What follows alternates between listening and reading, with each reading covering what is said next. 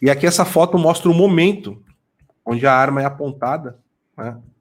Tá marcada aí de branco, né? As fotos da época. E ele foi ferido aí por um sujeito chamado Mehmet Ali Agca. Esse nome aí é complicado. Ele é um turco, né? É um turco ligado a um grupo fascista turco, acho que chamava Los Um grupo Lobos. fascista turco. Que Turco, mistureba. pois é. E ele atira em São João Paulo II. São João Paulo II ele fica extremamente, ele fica entre a vida e a morte. Olha, eu digo para você, Lu, ele foi salvo pela graça, pela graça. São João Paulo II ele perde 2/3 do sangue do corpo dele. Ele perde mais da metade do sangue do corpo. Quando ele vai para os primeiros socorros, quando eles tentam ali verificar qual que é a situação. A bala dilacera, né, o intestino delgado dele. Ele é internado entre a vida e a morte. Né, fica muito, muito mal mesmo. Muito mal. E ele sobrevive. E qual uma das primeiras coisas que, quando ele se recupera, o que ele faz? Ele quer ter uma audiência com o atirador, que identificam, prendem ele, né? E aqui tem a foto de São João Paulo II, né? Conversando em particular com o atirador, o homem que tentou assassiná-lo. Ele vai até esse homem, ouve a confissão dele, ninguém sabe o que eles conversaram, sabe se aquele confessor, ele se confessou, né? Ali com o Papa. O Papa vai para perdoá-lo, não é para inquirir nem nada. São João Paulo II vai até ele para perdoá-lo, né? E tem uma outra imagem aqui muito marcante também, que é quando há o perdão, né? Que é o momento que ele beija a mão do Papa. Isso daqui é um gesto muito comum entre católicos, né? Tradicionais. Quando a gente encontra o padre, a gente também, né? Esse gesto. Porque ele é um sacerdote, ele é um representante de Cristo, né? Souberam o motivo porque ele queria assassiná-lo? Sim, sim. Essa é a boa pergunta, né? Ele é Então, o Adélio Bispo do Papa, né? ele é o Adélio Bispo do Papa, só que demorou muitos anos. E foi após a morte do Papa que descobriram. Tá? É óbvio que eu não preciso dizer quem que deve estar envolvido dentro de todo esse contexto político que eu falei da época, ainda mais envolvendo a Polônia. Mas quem foi o responsável por conseguir descobrir isso foi, olha só, Silvio Berlusconi.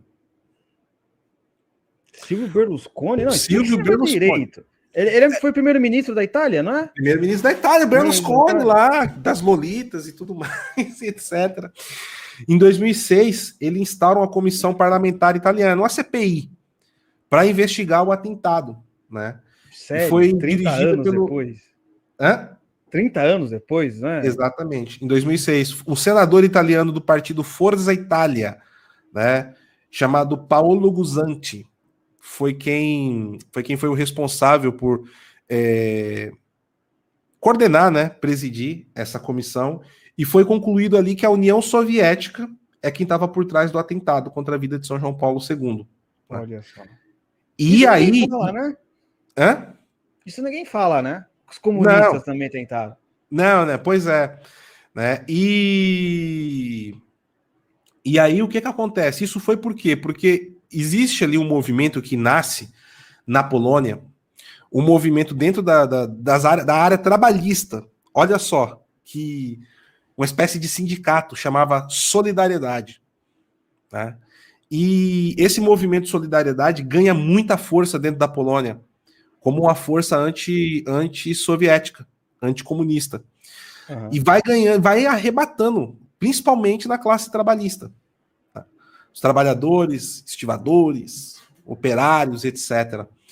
E o que essa CPI do Berlusconi, né, descobriu é que foi justamente por ele ser a visão de proa, né, que dava direcionamento para aquela gente, na Polônia, eram as palavras do Papa, as visitas. Ele fez algumas visitas, né? Tem duas marcantes, a de 79 e a de 87, que a gente vai comentar daqui a pouco, né?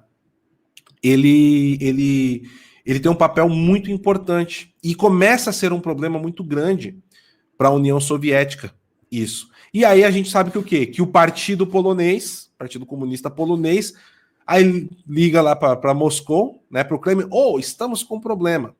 Os contra-revolucionários aqui estão crescendo, os caras estão tomando as fábricas e a gente precisa fazer alguma coisa. Mas espera aí, quem é que motiva esses caras? É o Papa? Não, deixa com a gente, né? E aí, usaram o turco aí, contrataram, né, esse grupo terrorista turco. Esse sujeito aí que atira no Papa, ele era um exímio atirador, ele era considerado atirador de elite.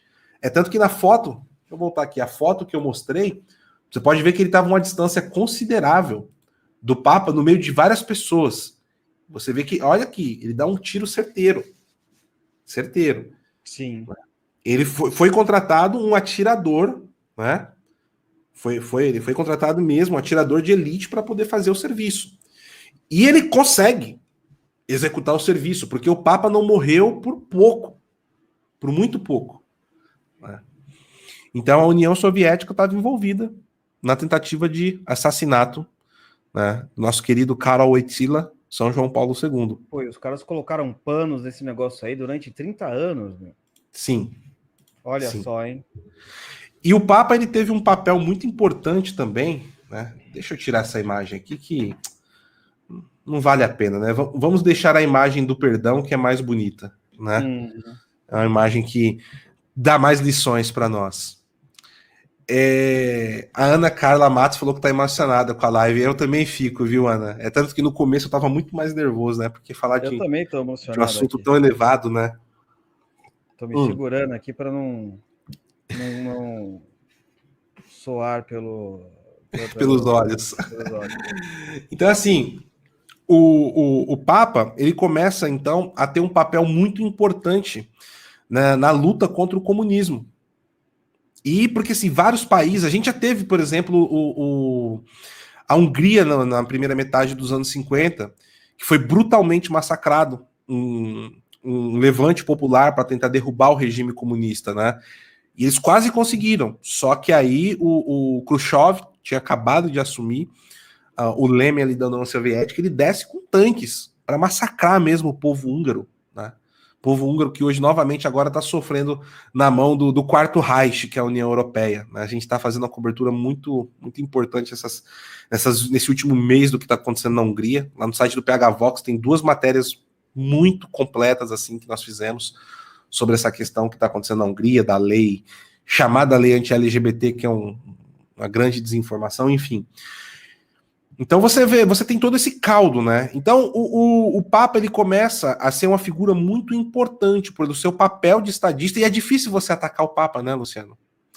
Porque uma coisa é você atacar o Reagan, uma coisa é você atacar Thatcher, né? Outra coisa é você atacar o chefe da igreja, que ele tem um papel político, o Papa tem, tá? Tem um papel diplomático também, e ele tem um papel eclesial. Como que você ataca o homem de Deus assim? É uma missão difícil para a União Soviética. Os caras tentaram matar. E aí ele começa a cada vez mais ter uma proximidade, principalmente com a CIA. Né? Ele tem uma proximidade grande com o Reagan, ele tem alguns encontros com a Reagan, com a Thatcher. Né? Então ele começa a existir uma trinca, né, contra a cortina de ferro. MI6, CIA e Vaticano. Uhum. Até separei um trecho aqui, né, de uma matéria que fala sobre exatamente isso. E muitas vezes, isso aqui que eu quero... Por que eu trouxe esse texto? Tem uma lição. Porque muitas vezes a gente fica, acabou tudo. A gente vê tudo isso todo dia. Toda semana já era aqui no Brasil, na política, né? Toda semana acabou. Não, agora já era, acabou. Né? Não, esse negócio do voto impresso já deu tudo errado umas 300 vezes e cada dia a gente vê ali a resiliência, a luta, combate do povo vai fazendo a coisa ganhar sobrevida, mas todo dia e é engraçado que é assim, A gente consegue uma sobrevida, aí vem alguém e fala, não, mas vai acontecer tal coisa e joga um balde d'água fria, né? Você vê, eu só estou dando esse exemplo do voto impresso que está acontecendo aqui no Brasil, que é uma coisa efêmera perto do que a gente está discutindo aqui, que é a questão da cortina de ferro, mas muito importante, e que mexe com os espíritos das pessoas. E mesmo um homem, como São João Paulo II, ele tinha dúvidas se aquilo que ele estava fazendo de fato ia lograr frutos. Então, eu vou ler aqui, né? Se você quiser tirar a imagem, Lu, fica à vontade, tá? Opa. Ele diz aqui, ó, a correspondência entre o ex-presidente Reagan e o Papa revelou um contínuo esforço para assegurar o apoio do Vaticano às políticas norte-americanas. Talvez o mais surpreendente, os documentos mostraram que, por volta de 1984, o Papa, em um determinado momento, não acreditava que o governo comunista polonês pudesse ser mudado. Richard Allen, da Agência de Segurança Nacional, que a aliança entre os Estados Unidos e o Vaticano era uma das maiores alianças secretas de todos os tempos, né? Ele continua aqui que a partir de 1981, o Papa recebeu elementos da CIA no Vaticano pelo menos 15 vezes. Nesses encontros, o Papa João Paulo II recebia informações sobre as estratégias dos Estados Unidos no mundo inteiro e passavam informações do serviço secreto, inclusive fotos de satélites da Polônia.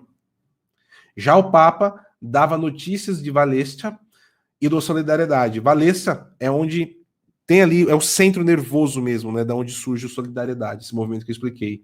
E transmitia dados coletados pela extensa rede de bispos e padres da Igreja Católica, que Allen comentaria que o serviço de inteligência do Vaticano como sendo de primeira classe. Você tá no mudo. Não, eu tô falando, é claro que é, né? Porque você tem... os seus agentes são justamente aqueles que cuidam... Ouve as confissões. Tudo bem que o padre não pode falar sobre o que ele ouve nas confissões, mas ele tem proximidade com a comunidade, né? Ele vai passar a informação fidedigna, né? Exatamente. Então, assim, e você vê que ele fala do mundo inteiro, não é só da Polônia, não é só da cortina de ferro. China, é tudo que é canto. E São João Paulo II, ele arma uma rede de observação, não vou falar espionagem, porque o papel eclesial não é esse, mas ele arma uma rede de observação muito grande. E é tão grande que eles abastecem a si e a si abastecem eles. Olha a importância do papel da igreja de São João Paulo II durante esse período da Guerra Fria, né? Foi muito grande mesmo. Caramba, cara. Tem até uma frase do Gorbachev. O Gorbachev, eu falo tanto dele no canal, foi o último grande presidente da União Soviética. Eu trouxe uma frase dele aqui, que ele fala sobre João Paulo II. Abre aspas. O colapso da cortina de ferro teria sido impossível sem João Paulo II. Palavras de Mikhail Gorbachev. Primeiro secretário do Partido Comunista que vira sempre o presidente, né? O Gorbachev ele foi muito sagaz, muito perspicaz, né? Ele conseguiu fazer o comunismo sobreviver mesmo sem a União Soviética. A gente está até hoje, né? Ele é o pai o pai não, mas ele é o homem que levou à frente, né, a psicose ambientalista, né? Ele que usou o ambientalismo para ser uma bandeira comunista camuflada. As bases do comunismo se camuflou muito ali por trás disso, principalmente na Europa.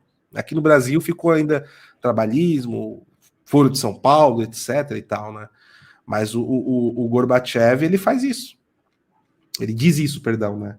O colapso da cortina de ferro teria sido impossível sem João Paulo II. Por quê? Porque ele levava uma mensagem muito forte. E o exemplo da Polônia foi espalhando para vários países. A Romênia, por exemplo. Só que na Romênia a coisa foi brutal, foi violenta, né? Tem vídeo até do fuzilamento do Nicolae Ceausescu, né?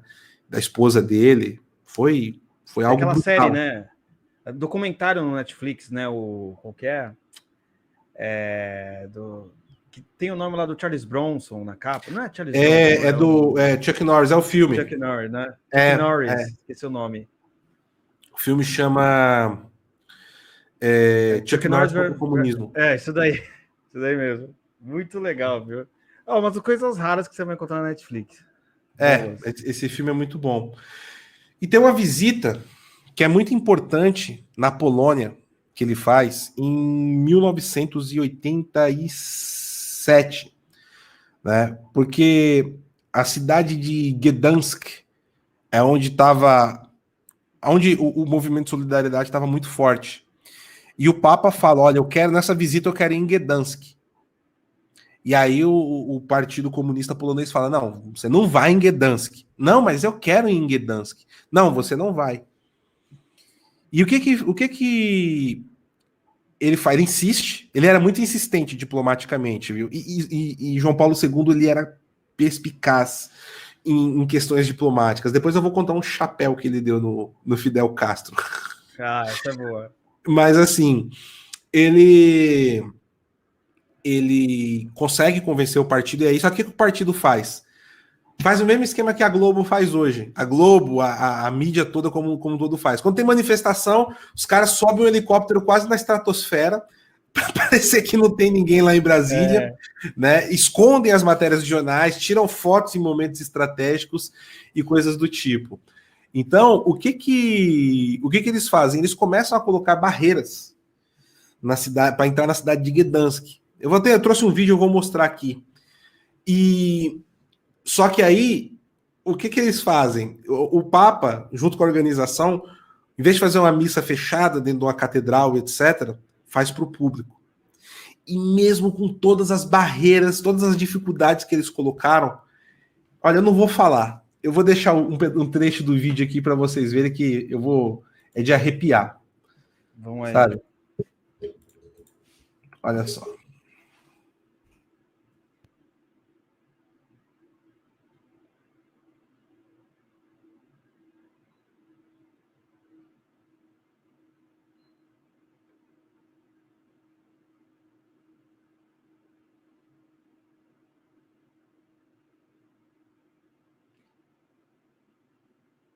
É sem som mesmo?